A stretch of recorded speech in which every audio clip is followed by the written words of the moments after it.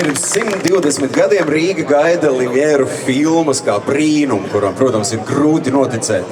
Bet pēc pārdesmit gadiem Rīga pati jau uzņem savas pirmās kustīgās bildes. Un apsveikumu vārdus pirmā kinoseanses 120 gadas svētkos Rīgā grib aicināt mūsu šī gada izcilāko jubilāru, kino režijas metru Jāni Streičkungu. Lūdzu! Paldies, dāmas un kungi, amerikāņus, valdības pārstāvs, vienīgais šeit. Paldies par pagodinājumu. Amerikāņus pieminēja brīnumu.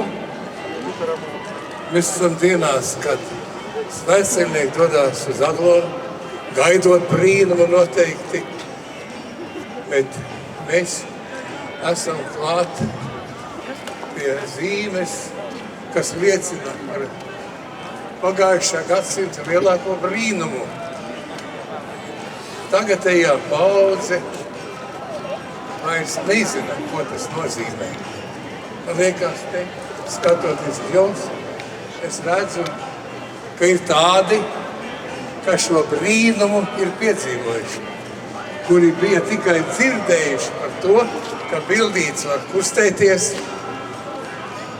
un ar ilgām gaidījuši to mirkli, kad to varēs ieraudzīt.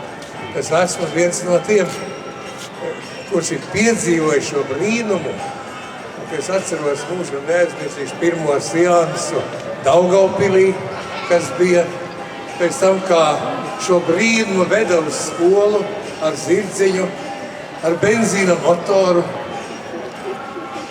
kas apkārtni piepildīja neparastu stāņu, ar tādu romantisku smaržu. Atciet cilvēka bērnā manā filmēs. Benzīns, kultūra. Tā mēs toreiz reibām no šīs smaržas.